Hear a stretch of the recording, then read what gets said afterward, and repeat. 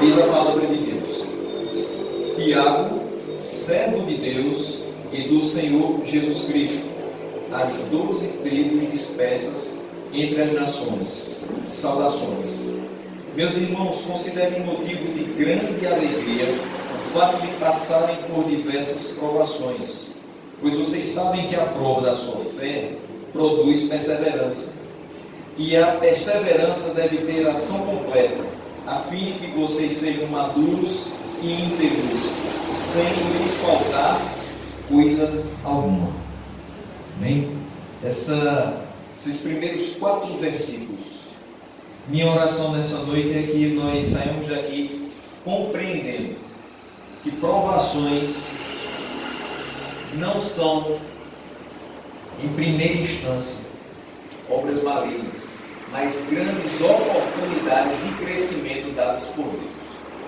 Por isso é um motivo de grande alegria, como o Tiago falou. Então nós vamos meditar nesses 4 versículos. Eu peço que você mantenha a sua Bíblia aberta, porque o texto é pequeno, a gente vai seguindo passo a passo. A epístola foi escrita por Tiago, e quem é Tiago na história da igreja? É um meio-irmão de Jesus. A gente vai ver isso lá no Evangelho de Marcos, no capítulo 6, no versículo 3. Tiago tinha esse parentesco com Jesus. E Tiago é uma das colunas da igreja de Jerusalém. Quando começa a ter uma certa discussão na igreja de Jerusalém, se os irmãos deveriam ser circuncidados ou não, isso era uma prática do judaísmo e não do cristianismo. Então é feito um concílio, e nesse concílio, que vai tratar sobre a questão de circuncisão ou não dos novos membros da igreja, Tiago age como o presidente desse concílio, como o mais importante, que vai discutir junto com os irmãos para chegarem até o denominador comum. Tiago, eu já quero chamar a atenção para o fato de que essa carta é escrita muito cedo na história da igreja. Você vai ter escrita dessa carta no ano 40, depois de Cristo. Então, nessa época, se a gente começa a ler o Novo Testamento de Atos e vai chegando até Tiago, você vai perceber que a igreja surge de uma forma muito pacífica e muito harmônica. Se você ler lá Atos 2, 42 a 47, vai ver que todos os irmãos tinham tudo em comum, que perseveravam na doutrina dos apóstolos, no partir do pão e nas orações, de casa em casa. Agora, pouco tempo depois, essa igreja que surgiu tão boa, tão firme e tão forte, começou a fraquejar em determinados momentos. Por quê? Porque essa igreja passou por perseguição, passou por determinados sofrimentos e também por opressão. Não é muito diferente do que a gente experimenta ou poderá experimentar. É fato que aqui na nossa realidade a perseguição é muito pequena em relação a outros locais.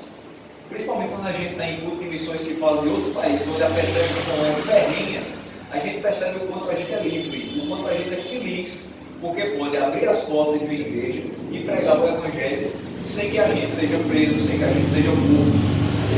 Mas a perseguição é constante na vida da igreja. A própria palavra de Deus diz que aqueles que querem viver piedosamente para o Senhor, para com o Senhor, eles serão perseguidos. Ou seja, se você quer ter uma vida reta diante de Deus, é fato que você será perseguido. Você será incompreendido. Pessoas vão se afastar de você, às vezes até dentro da sua casa. O sofrimento é natural de todo ser humano, mas parece que com a gente o sofrimento tende a ser maior. Porque se você é perseguido dentro da sua casa por pessoas que são próximas a você, simplesmente pelo fato de você ser crente, isso causa um grande sofrimento. Principalmente porque depois que você é alcançado pelo Senhor, você tende a querer que todas as pessoas que estão ao seu redor também sirvam ao Senhor. Então a primeira atitude de um novo convertido é sair pregando para todo mundo, principalmente dentro de casa. E aí você diz: eu quero muito que as pessoas sintam o que eu sinto e vivam o que eu estou vivendo. Que elas experimentem o amor de Deus transformador, que elas experimentem a paz que eu estou sentindo no meu coração. E você quer o melhor para as pessoas que estão ao seu redor, mas elas não querem. Às vezes a gente diz assim, a gente está aqui livremente servindo ao Senhor, e tanta gente queria estar aqui com a gente, será que eu queria mesmo? As portas estão abertas. Quem quiser pode entrar. O local de igreja é público. Todos os locais de igreja são públicos. E por que as pessoas não entram? Vamos esquecer a coisa da pandemia que limita um pouco o número de pessoas dentro de qualquer ambiente. Mas vamos lembrar de todos os outros momentos em que vocês estiveram aqui, que nós estivemos lá, e que as pessoas não entravam, e que as pessoas não vinham, e que a gente convida as pessoas que dizem assim, olha, vai lá na nossa congregação, não vou escutar a palavra de Deus, receber a palavra dele, escutar os louvores, cantar os louvores, receber um alimento para a sua alma. E quantas pessoas dizem, não, domingo que eu vou, e nunca vai. Nunca chega no domingo que vem. Às vezes a gente diz assim, olha, recebe uma porção da palavra de Deus, entrega um folheto para aquela pessoa, conversa com ela, tenta fazer a parte da gente de evangelizar, porque nós fomos chamados para isso.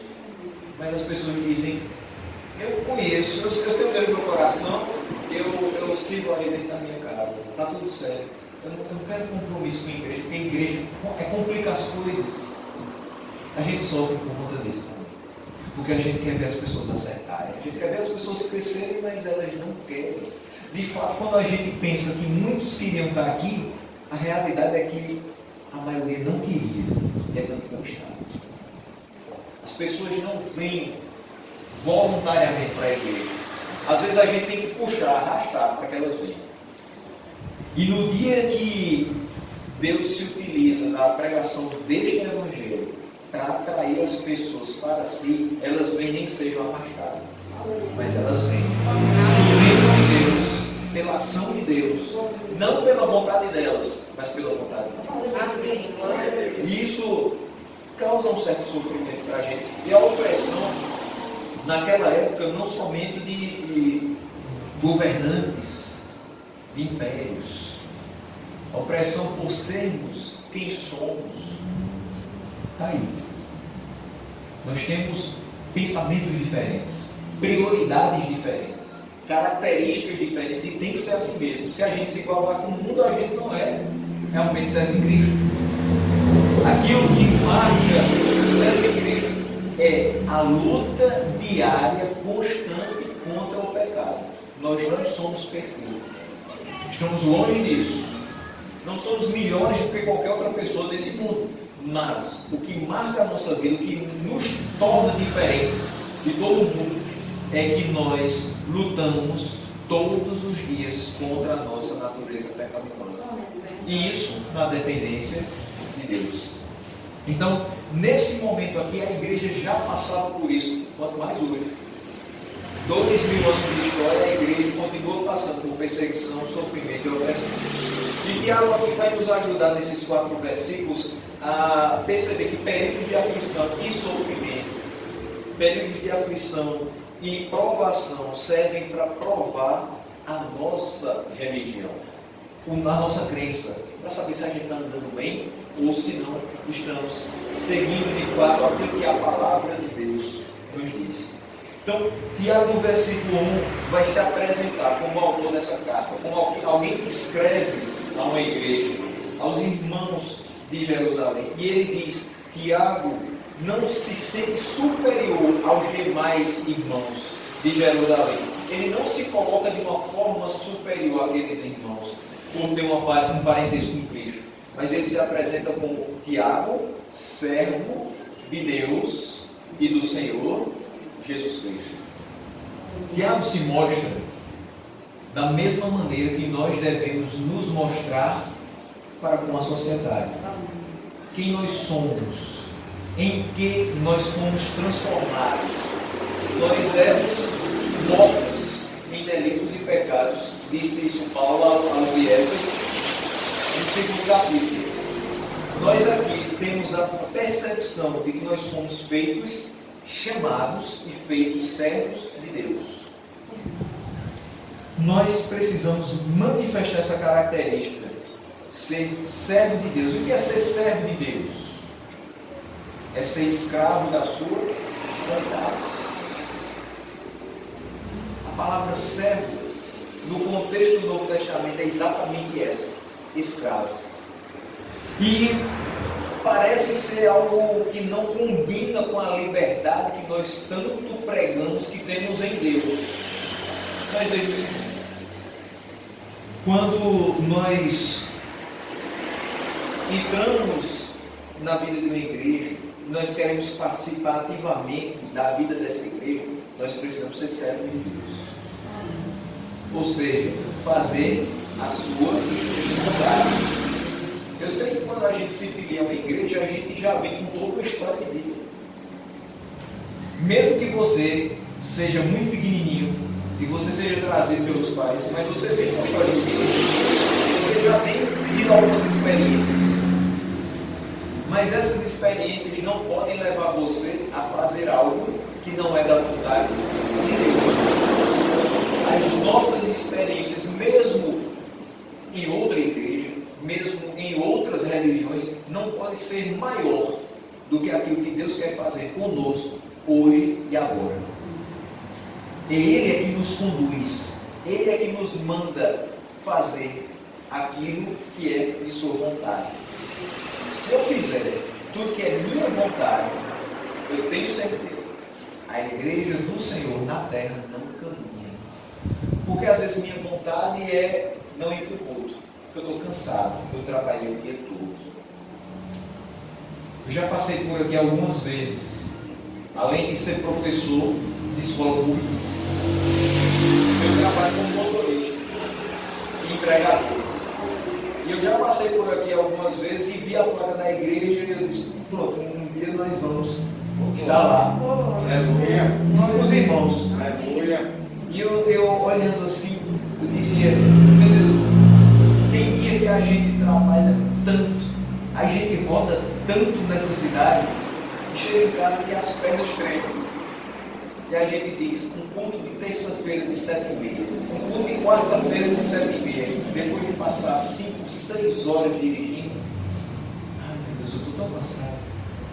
Mas aí você pensa: minha vida não é controlada pela minha vontade, mas pela vontade de Deus. E a vontade dele é que eu cresça na graça e no conhecimento dele. Então, glória a Deus. é interessante que se fosse pela nossa vontade, nem aqui nós estaríamos. E aí eu não estou falando na igreja, eu estou dizendo na face da terra.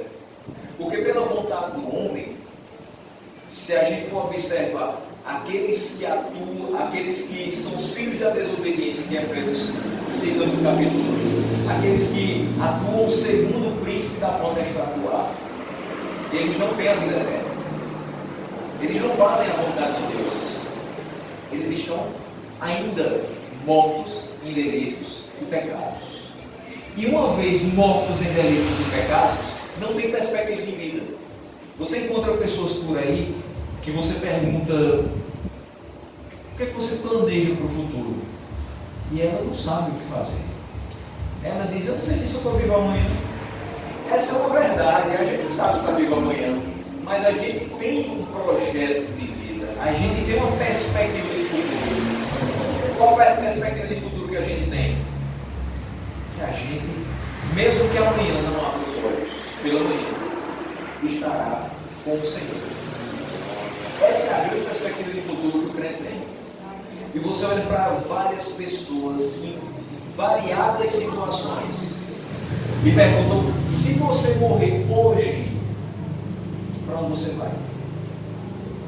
Às vezes ela não sabe, às vezes ela diz que não acredita no céu, acha que o seu corpo será totalmente aniquilado, não vai sobrar mais nada. Ela não acredita em Deus, ela não leva a vida como se considerasse Deus. Mas nós precisamos levar a nossa vida como quem considera a vontade de Deus. Porque nós esperamos uma viva e gloriosa esperança. A esperança da vida eterna.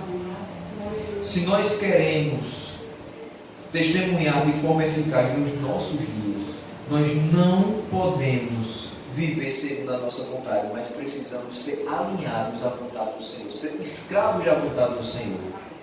Nós fomos libertos do império das trevas, onde nós éramos escravos do pecado, para sermos escravos da vontade de Deus. Isso é a verdadeira liberdade. Hoje nós podemos dizer que somos livres, porque antes a gente não fazia a própria vontade. A gente dizia, eu faço o que dá na telha, eu faço o que eu tenho vontade, eu sou dono do meu nariz. Você nunca foi dono do seu nariz e nunca será. Porque antes você era escravo do pecado. Quem comandava a sua vida era o pecado, a sua natureza pecaminosa. Hoje, quem comanda a sua vida é Deus. E você continua fazendo a vontade de outra pessoa. Só que agora a vontade daquele que é perfeito em todas as coisas. Glória a Deus. E ele, nesse caminho perfeito, nos conduz para uma vida eterna. Amém. Sem sofrimento, sem opressão, sem perseguição. Então, nós temos que, primeiramente, Tiago, quando se apresenta como servo de Deus e do Senhor Jesus Cristo, ele mostra que nós precisamos ser também servos de Deus e do Senhor Jesus Cristo. Por quê? Porque essa é a verdadeira liberdade, é estar presos, firmados na rocha que é Cristo, e fazendo a sua vontade todos os dias. Mas ele fala às 12 tribos. Ele escreve para a igreja de Cristo, que era predominantemente hebraica nessa época, e ele cita as 12 tribos. E assim como as 12 tribos foram dispersas no seu exílio, a igreja foi dispersa pela perseguição. Eu quero ler 2 textos aqui com os irmãos para mostrar essa comparação. Ele escrevendo a uma igreja exilada, dispersa, comparando com as 12 tribos que também foram dispersas por conta da perseguição. Neemias 1, de 8 a 9, vai nos dizer o seguinte: lembra-te agora do que disseste a Moisés teu servo. Se vocês forem infiéis, eu os espalharei entre as nações. Mas se voltarem para mim, obedecerem aos meus mandamentos e os puserem em prática, mesmo que vocês estejam espalhados pelos lugares mais distantes debaixo do céu, de lá os reunirei e os trarei para o lugar que escolhi para estabelecer o meu nome. Então, Deus fala com Moisés e diz: olha, se o povo que está sob a tua liderança for infiel, eu vou espalhá-lo pela face da terra. Até hoje nós percebemos que os judeus hoje têm uma nação, a nação de Israel. É um estado desde 1948. Mas ainda existe muito judeu espalhado pela face da terra. Aqui no Brasil, na Europa, na Ásia, tem judeu por todo canto. Eles foram espalhados. Por quê? Nós percebemos durante todo o Antigo Testamento, o povo de Deus recebia uma ordem do Senhor, recebia uma orientação do Senhor, mas de repente, por qualquer motivo, se desviava.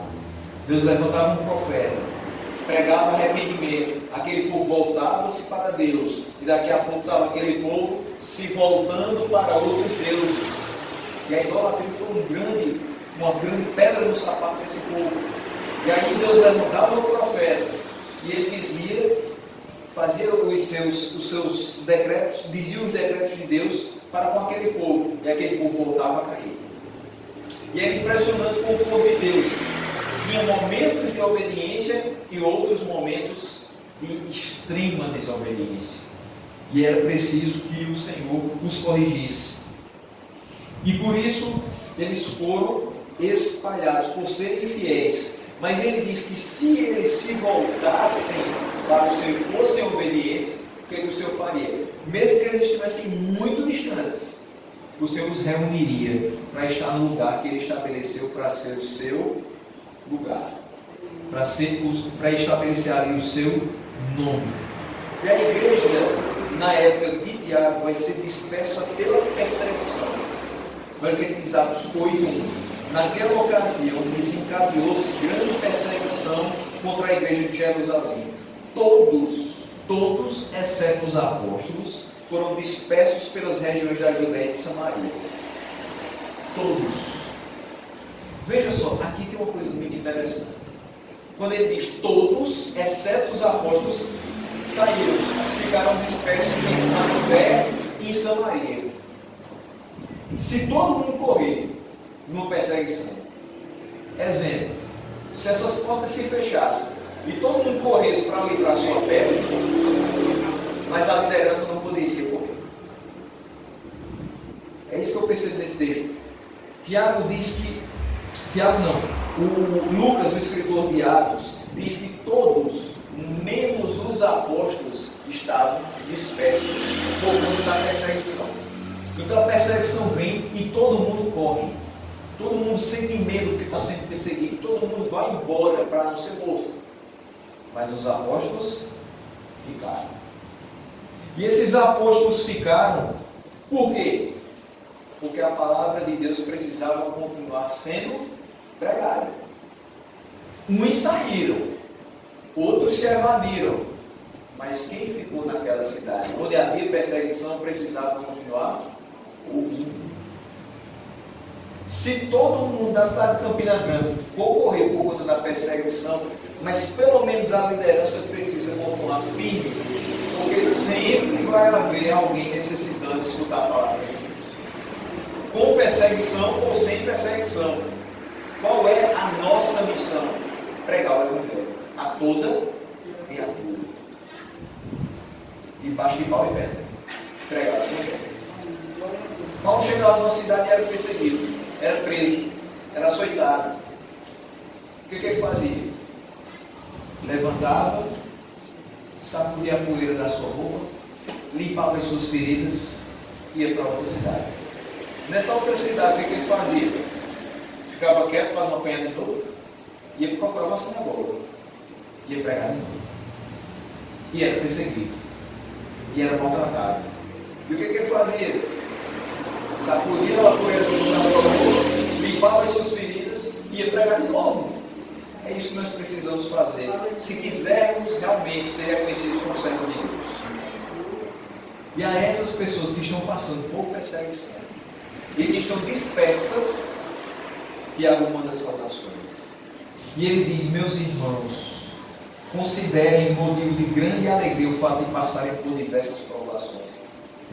Eu acho que aquele povo, quando escutou primeiramente essas palavras, disse: Tiago não pode estar no juízo perfeito. Ele está dizendo que eu preciso ficar contente porque eu estou passando por provações. E ele está dizendo por diversas provações.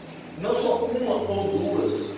Porque é fato que quando cala a perna, quando a gente começa a ficar um pouco mais cheio de problemas, quando as coisas parecem que não estão dando mais certo na vida da gente, não precisa de muito, não. 2 ou 3 problemas a gente já começa a endurecer. Basta uma doença na família, a gente parece que diz assim: Senhor, mas logo na minha casa eu te sirvo, eu sou fiel no dízimo, Senhor, por que eu? Imagina isso. Por que você? Porque você é diferente de qualquer outra pessoa desse universo. Aflições nós vamos passar, mas nós temos que ter bom ânimo. Ele não disse: no mundo não passareis por aflições porque vocês são crentes. Ele disse: vocês vão passar. Agora, tem um diferencial. Eu venci o mundo, então vocês podem ter bom ânimo. Enquanto as outras pessoas todas estão desesperadas, procurando uma saída, vocês têm um caminho. Aleluia. O caminho à verdade. Vocês servem aquele que é o caminho à verdade. Então, Tiago fala com os seus leitores usando uma linguagem muito familiar. Ele trata meus irmãos. Tiago se coloca assim: eu sou o maioral em Jerusalém e eu estou falando para as pessoas da igreja. São meus irmãos, eu sou um com vocês. Eu estou falando que é motivo de grande alegria passar por provações, porque essa realidade precisa estar no meu coração. Eu estou falando para vocês, mas eu mesmo preciso entender essa realidade. Eu preciso compreender que as diversas provações pelas quais eu passo são oportunidades que Deus me dá para crescimento. Não é para ficar murmurando, não é para me desesperar, é para que eu entenda que é no meio da provação que a minha fé é provada, é testada, e eu vou crescendo, e eu vou amadurecendo, e eu vou mostrando também que existe um Deus na minha vida. E que eu sou conduzido por Ele, e que apesar de todas as provações, eu serei liberto de todas elas. Elas não são para minha morte, não são para minha desgraça. Elas são para o meu crescimento e para a glória de Deus. Amém. Então, quando ele chama de meus irmãos, ele indica que ele reconhece naquelas pessoas o novo nascimento.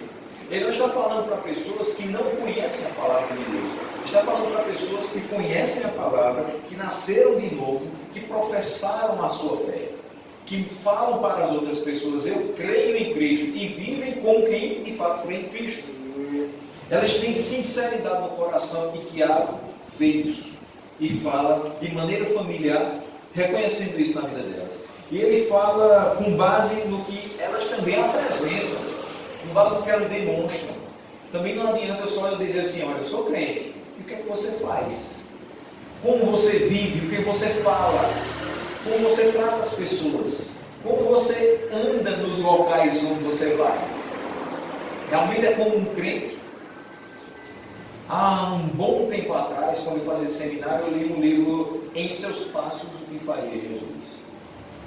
E apesar dele ser um pouco controverso em algumas questões teológicas, mas ele mostra algo muito interessante para a gente. Se Jesus estivesse na rua onde eu estava, em determinado dia, ele teria tomado aquela atitude, ele teria falado daquela maneira com aquela pessoa. Pense, se eu hoje sou servo dele, eu preciso agir como ele agiria no lugar. Ele agiria com a grosseria que eu agi com a determinada pessoa. Ele seria vingativo com alguém que lhe maltratou há anos atrás. Seria uma pessoa de pavio curto. Seria uma pessoa que não tem paciência com os outros, que acha que todo mundo tem que aprender de uma vez. E a vida cristã não é assim. A gente aprende passo a passo. É devagarzinho mesmo. A gente vai terminar essa vida e ainda não vai ter aprendido tudo. Porque não tem condição de pessoas limitadas chegarem ao pleno conhecimento de Deus. Mas esse é o nosso objetivo. Nós caminhamos e batalhamos por isso. Mas nós precisamos demonstrar que nós somos servos de Cristo. As nossas atitudes falam muito alto, mas elas não podem falar mais alto do que a palavra de Deus. Então nosso testemunho é eficaz quando nós mostramos quem somos a partir da palavra. E a nossa vida não suplanta, não traz obstáculos para a pregação do Evangelho. Aqui, esses irmãos são reconhecidos por Tiago que eles estão obedecendo a palavra de Deus. Aqueles que não têm comunhão com Deus, aqueles que não seguem a palavra de Deus, aqueles que não observam as ordenanças do Senhor, nós não podemos chamar de irmãos. E a palavra mostra isso para a gente, que nós não devemos nos associar com aqueles que, por conta do seu mau testemunho, podem nos levar a estar fora do alvo, que é Cristo. Se alguém, por conta do seu mau testemunho, nos leva a pecar, a nos desviar da palavra de Deus, nós não devemos nos associar com essa pessoa. Antes, pregar ela para que ela se converta de verdade. E, infelizmente, é esse o grande ponto hoje na nossa sociedade cristã. Tem muita gente que se converteu, quando você deveria ter sido convertido por Cristo. Se você se converte, você se desvia também. Mas se você foi convertido, o sangue de Cristo te justifica, perdoa os seus pecados e te garante vida eterna sempre. Porque não tem quem tome das mãos do Senhor aquele que foi conseguido, comprado por um alto preço por esse sangue. Agora, se eu fui, se eu me joguei, talvez eu me desvie de qualquer coisa. Eu não posso garantir a minha vida eterna. Quem garante é Cristo. Ele coloca que os irmãos devem ter como motivo de toda alegria passar por provações. Talvez dizer isso às pessoas que vivem no nosso tempo é algo muito difícil de compreender. As pessoas talvez não pensem dessa maneira. Muitos são os argumentos de Cristo é amor. E Ele quer te salvar, Ele quer fazer você melhorar de vida, Ele vai te dar o melhor dessa terra. A gente escuta muito isso. E como é que agora Tiago vem e diz assim: meus irmãos, tenha por motivo de grande alegria passar por provações. É tanta gente dizendo para a gente que ter provação, ter problema é fruto de pecado, que a gente tem até medo de dizer que é um problema. Mas Tiago diz que não é fruto de pecado, Tiago diz que é motivo de alegria. Porque, de fato, crente sem problema é um problema. Crente que não passa por provação, alguma coisa tem. Crente que não é perseguido no seu local de trabalho, porque não prega a palavra, é porque algum problema tem. Porque em todo canto que a gente chega e a gente quer falar de Deus, algumas pessoas vão se levantar contra ele. Porque o mundo não ama a Deus. Mas nós, se o amamos, temos que pregar a sua palavra. Amém. Independente se alguém vai gostar ou não. Amém. Temos que pregar. Não é que a gente vai ser inconveniente. Deus vai abrir as oportunidades. Amém. Mas a gente tem que agarrar as oportunidades. E tem que fazer o melhor delas. Então, aqui Tiago não está falando de uma alegria cega, irracional. Não é que agora a gente vai ficar alegre com qualquer coisa que acontece de errado com a gente. Mas ele está falando de uma alegria em enxergar os benefícios das provações. No lugar da gente ficar murmurando contra Deus. Tiago diz assim: meus irmãos, vocês estão sofrendo, vocês estão sendo perseguidos, vocês estão sendo oprimidos. Enxerguem os benefícios disso. O crescimento espiritual de vocês, a firmeza do Evangelho, o fato de vocês agora estão entendendo que de fato são servos de Deus, vocês estão na vontade dEle. Não fiquem murmurando contra o Senhor. Então ele está falando de louvar a Deus por tudo que Ele tem feito na sua vida. É muito fácil a gente louvar a Deus porque a gente conseguiu comprar uma casa. É muito fácil a gente louvar a Deus porque a nossa despensa está cheia de comida. É muito fácil a gente louvar a Deus porque a gente não pega uma gripe há pelo menos 2 anos. Mas é difícil a gente louvar a Deus quando a gente vê as pessoas dentro de casa sofrendo, doentes. É muito difícil a gente louvar a Deus quando o filho da gente pede alguma coisa e a gente não tem para dar. É muito difícil a gente louvar a Deus quando a gente está sendo perseguido no trabalho, quando a gente fica desempregado porque é crente. E a gente fica dizendo: e agora? Eu te louvava, eu pregava a tua palavra, e eu era incompreendido no meu trabalho, mas agora eu fui despedido. Agora não tem mais nada.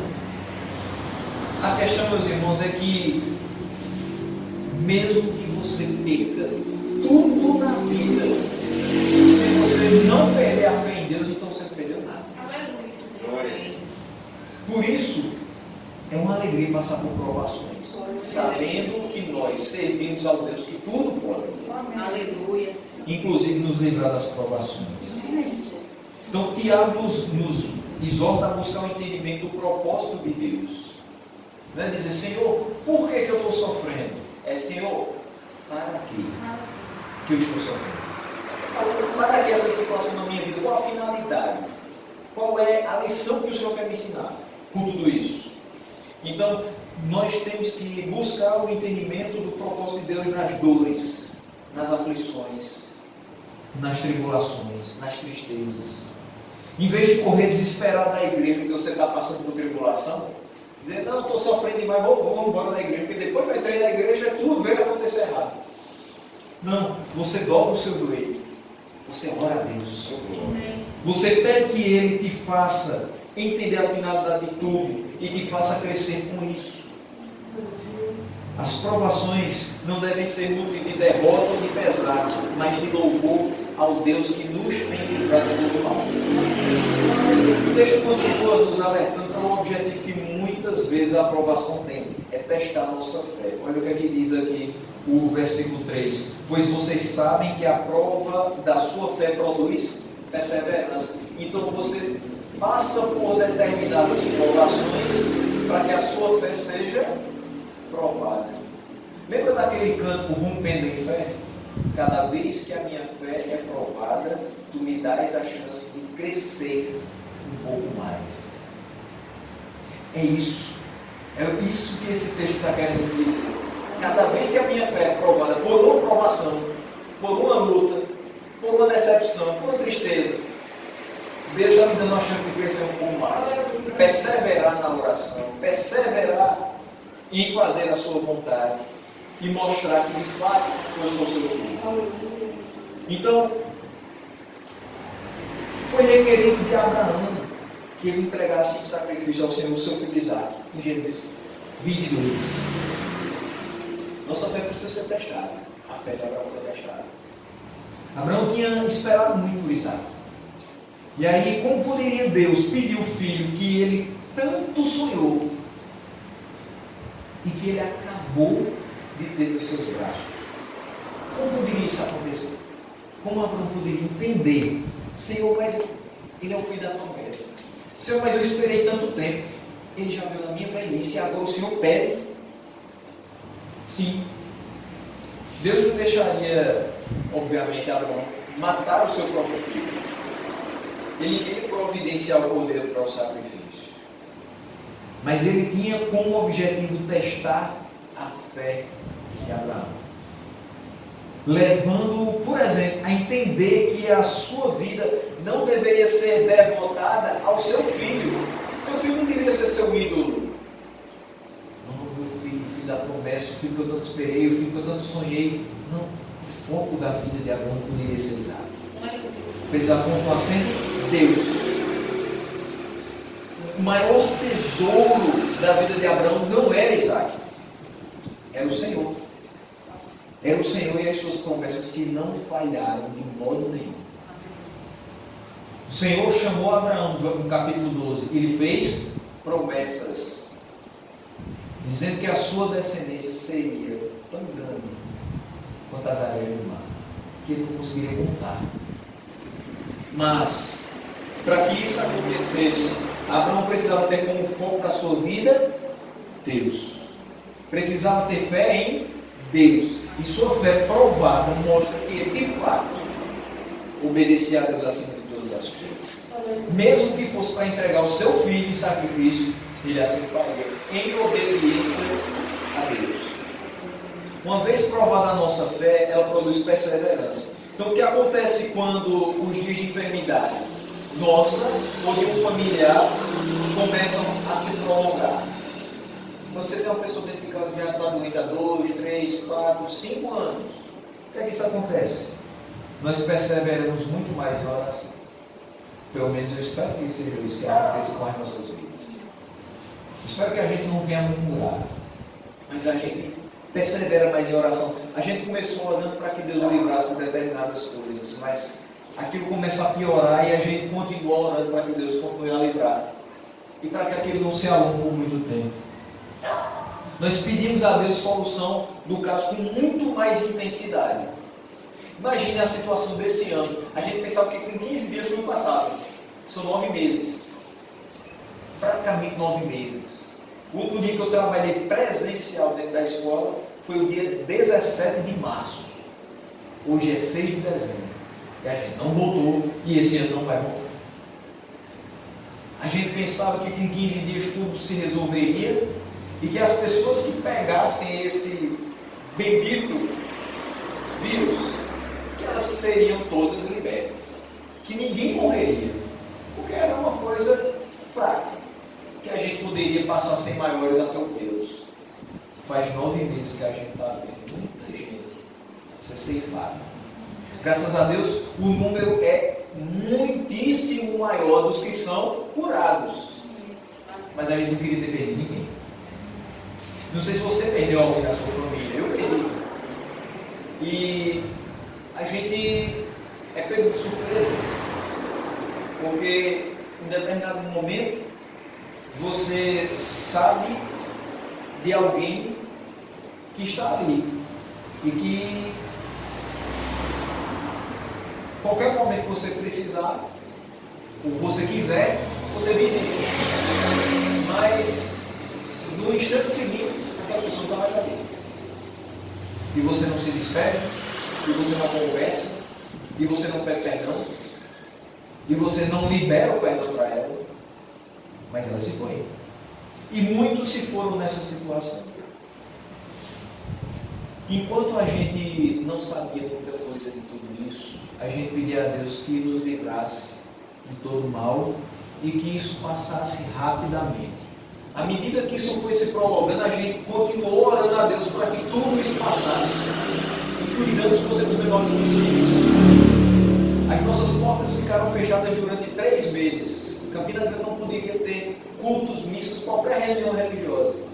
E a gente ficou dependendo de uma transmissão da igreja para poder se alimentar de uma forma muito precária. mais era o que a gente tinha. A gente nunca tinha passado por isso. Eu tenho certeza que ninguém, por mais antigo que seja, nunca tinha visto isso acontecer. Igrejas fechadas, escolas fechadas. E qual foi a nossa atitude? Pelo menos eu entendo que de boa parte da igreja, orar, para que tudo passasse, as portas reabrissem e a gente pudesse colocar outra pastor. Independente do que está acontecendo. Está tudo acontecendo ali. Ele não foi embora. Mas nós também não vamos embora. Nós estamos aqui firmes e fortes louvando ao Senhor. Ele continua no controle de todas as coisas. Ele continua sendo Deus.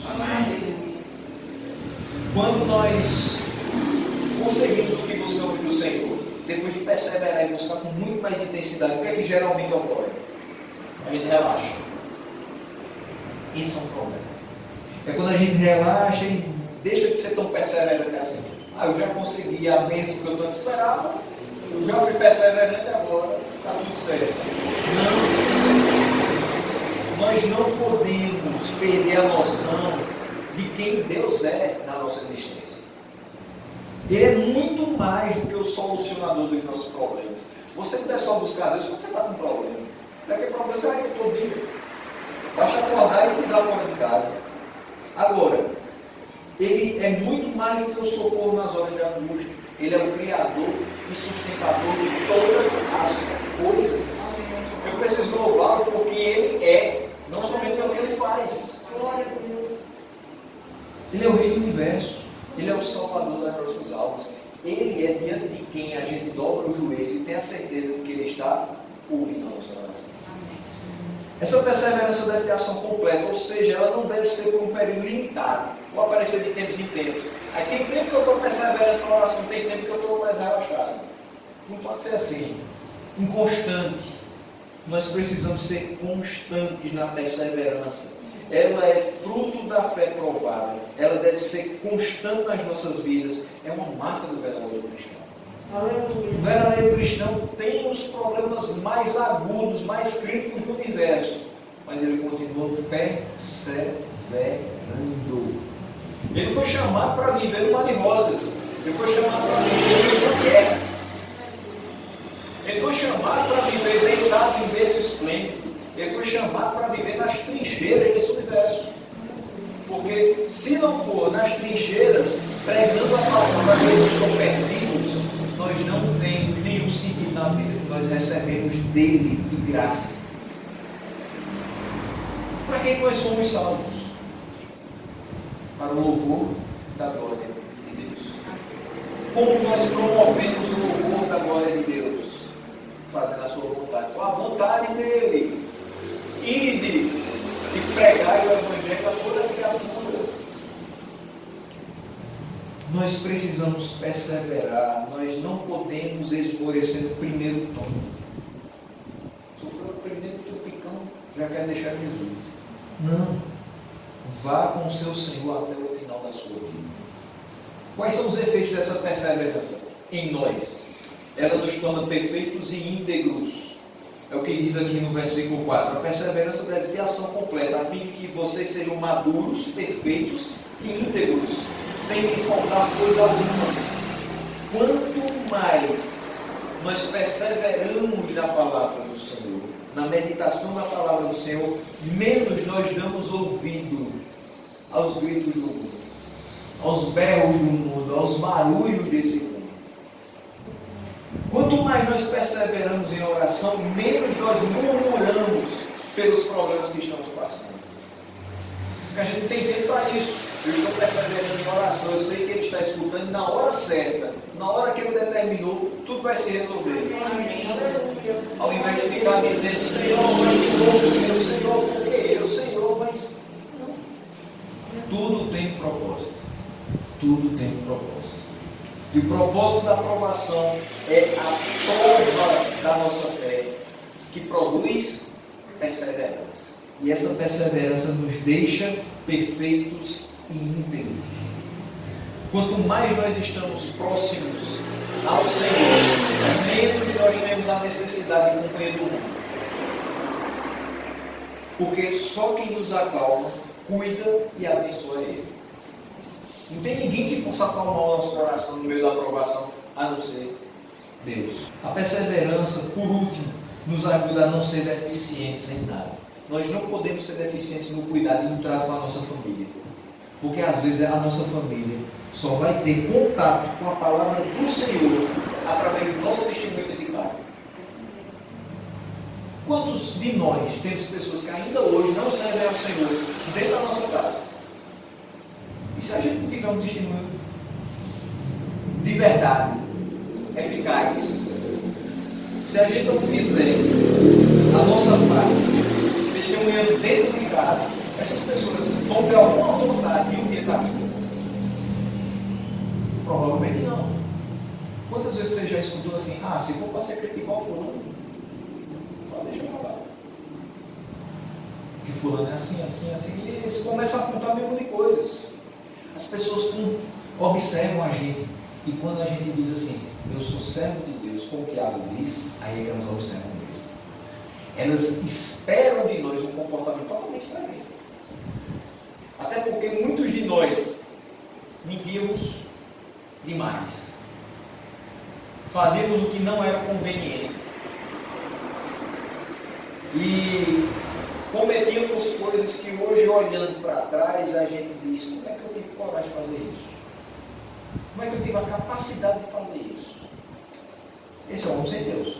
Ele tem capacidade de fazer coisas que ele mesmo não compreende.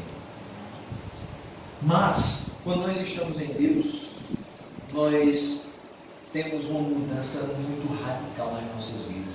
A mudança é um 180 graus. Não pode ser 360, senão a gente volta para o mesmo canto. Tem que ser 180. A gente dá as costas para o mundo que estava lá atrás e a gente segue para o caminho que ele nos apresenta. A gente deixa tudo que a gente achava que era importante para realmente fazer o que importa de verdade. A gente deixa aquilo que alimentava o nosso coração e o nosso ego para ir atrás daquilo que alimenta a nossa alma. Nós precisamos testemunhar do Senhor para hoje da nossa casa, porque aquilo que nós dizemos e fazemos, a forma como nós nos comportamos, a forma como nós levamos a sério o chamado do Senhor para o seguir, pode ser usado para que aquelas pessoas acordem para a realidade do Evangelho. Nós não podemos ser deficientes no trabalho do Senhor, mesmo que haja uma situação em que a maioria das pessoas esfrie espiritualmente, nós não podemos ser deficientes nesse trabalho. Mesmo que as pessoas acomodem, se afastem de Deus, da sua palavra, ainda assim nós devemos perseverar e servir ao Senhor. Quando nós passarmos por provações, então nosso primeiro pensamento deve ser que Deus está conosco e nós não seremos abalados. Que Deus nos ajudará, como diz o salmista, desde antemanhã. E que nós não temos o que temer. Que Ele nos orientará a como sair das situações mais graves, mais agudas, mais críticas da nossa vida. E vai nos dar alívio pelo seu amor e pela sua misericórdia. Então, quando nós passarmos por provações, que tudo isso seja para nós um motivo de toda a alegria, sabendo que o objetivo dessas provações é que nós sejamos transformados dia após dia em pessoas perfeitas e íntegras para o louvor do Senhor. Amém? Que Ele seja por nós glorificado através dessa perseverança. Perseverança, fruto de uma fé que foi provada pelas dificuldades. Nós não esmorecemos por conta das dificuldades. Nós sabemos em quem cremos. E sabemos que Ele nos livrará de todas essas aflições. E que nos fará crescer para a honra e glória do seu Senhor. E Ele nos abençoe nessa noite e nos faça lembrar disso quando a aprovação bater.